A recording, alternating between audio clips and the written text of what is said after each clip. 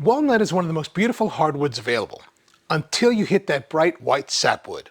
Today I'll show you exactly how to use TransTint medium brown mixed with Everclear to blend sapwood into the surrounding heartwood for a much more uniform appearance. Let's get into it.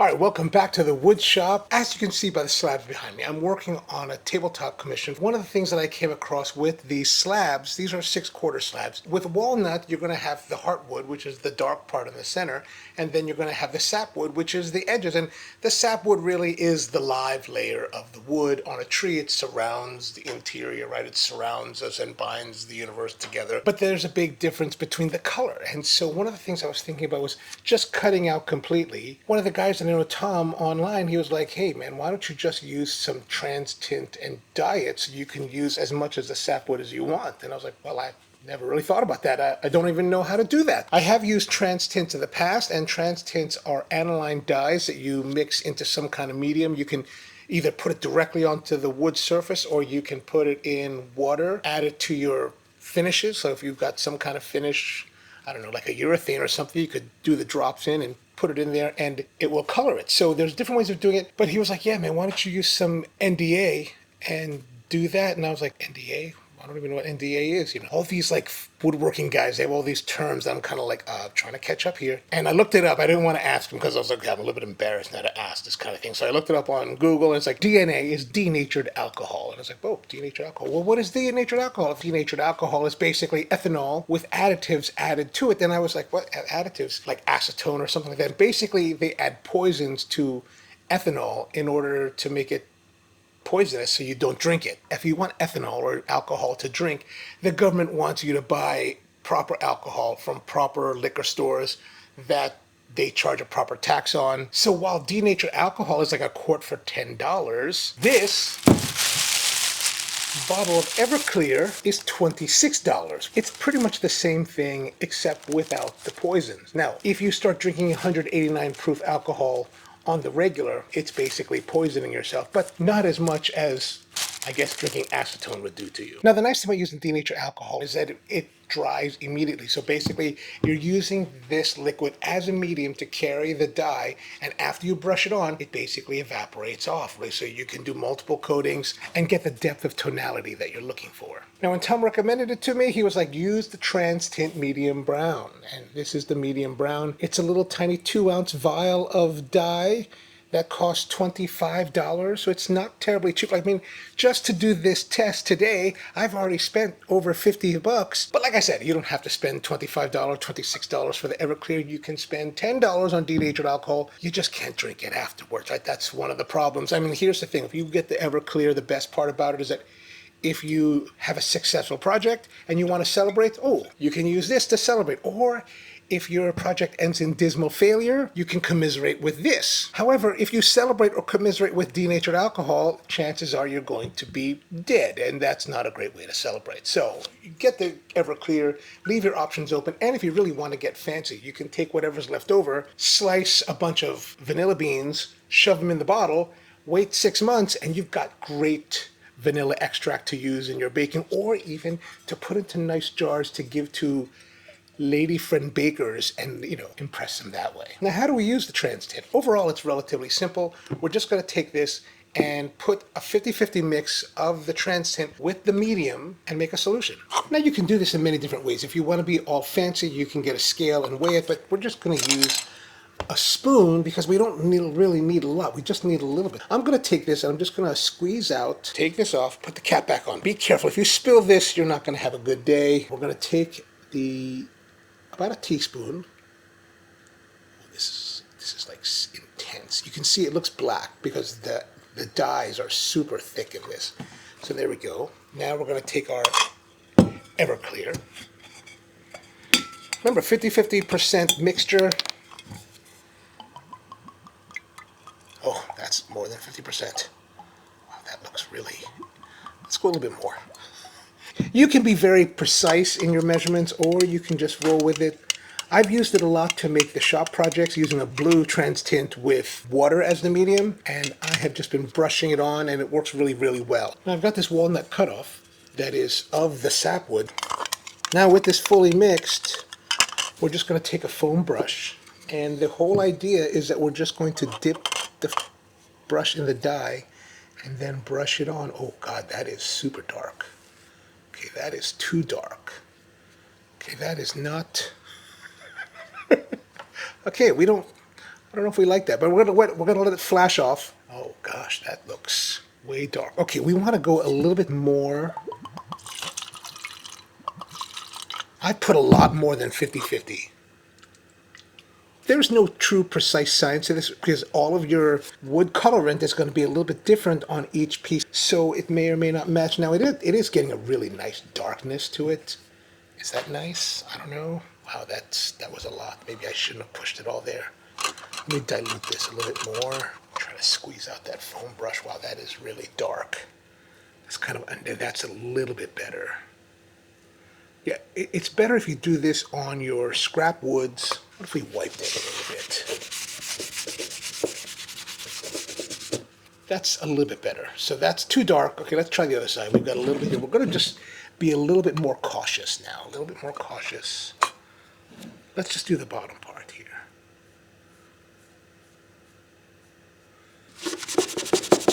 That's a little bit better looking. No, it's not. That's still too dark. Okay, we're going too hard. We're going too dark with this. We're going to add more. Okay, this should be a little bit lighter. Oh no, that's darker. It feels darker, doesn't it? A little bit better. Is that better? I don't know if that's better. It all looks unnatural to me.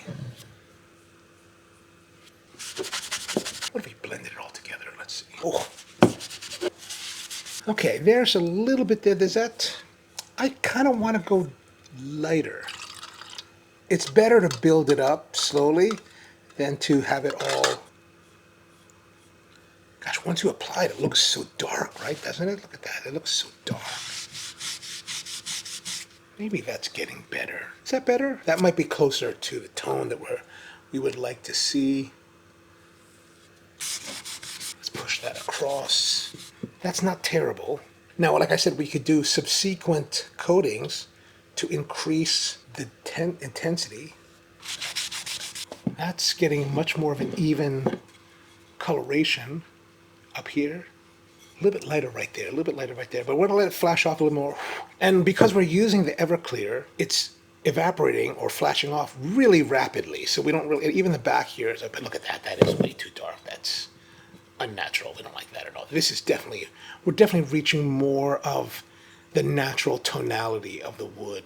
Let's go here on the edge of the grain. So if we were to go lighter, let's go lighter there. Just a little bit. Oh no, that's not looking good at all.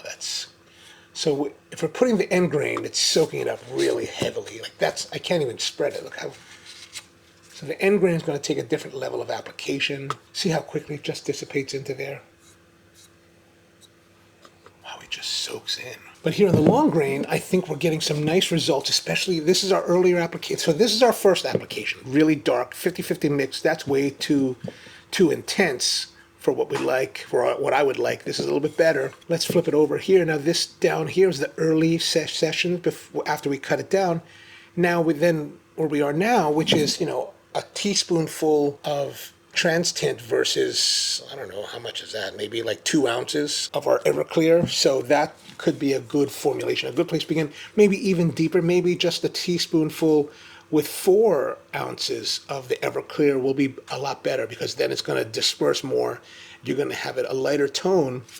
And the lighter the tone, the more you can build it up to get to the tone that you really want. So maybe that's the best way to go. Now, why do you want to use an aniline dye with alcohol like this? Because, what it's going to do, it's going to actually color the wood fibers versus stain that kind of stains the top of it and doesn't really get in too well. Plus the stains, because they're coloring everything, they tend to muddy the grain. Here the grain will stay crisp. We're going to have more transparent color versus just kind of laying color on top of it. And then, like the way we're doing it now, we can build gradually. So if I wanted to increase the layer or the intensity or the depth of the color, we just need to, layer it on. Right, so now you can definitely see the hue difference between these spots. right? You can build your layers slowly and gives you a lot more control over the tonality of your wood. Now remember, I'm using this extra cutoff to test it out, and you really want to do that before you actually go on to your work pieces. Otherwise, you could have some troubles. And actually, this looks, now that it's drying more, it's looking a lot better. It's looking a lot more even in tone. I'm kind of liking it. It may be very well usable. I'm going to have to play with this more, maybe resaw this in half and get more surface out of it. Another thing to bear in mind is as we're applying it, it looks pretty heavy. It does lighten as it dries, so you can see it's a little bit lighter now than it used to be. And of course, if you're putting on a heavy application, well, that's going to be different. Now, while we're enjoying the tone of the wood now, the only way to really know what it's going to look like is with finish, right? That's really going to be the ultimate arbiter of the color or the tonality that you should be using. So what we're going to do is we're going to apply some finish to this. It's a little bit, I think, yeah, it should be good. Now, I haven't decided quite on the exact finish I'm going to use for the table project, but for now, we're going to use this. This is Teddy's polymerized tung oil paste. I really like this. It's basically polymerized tung oil. They heat the tung oil to like 500 degrees until the point where it's about to ignite, which changes the molecular structure of the tung oil to make it faster to cure. But it's a lot faster to use than it would be for regular plain 100% tung oil. And then they melt it down with some beeswax to give it, I guess, a better medium and a different kind of luster. But application is really easy. I'm just taking a bit of this blue shop towel, rubbing the finish onto it, and then now we're just going to rub it on here.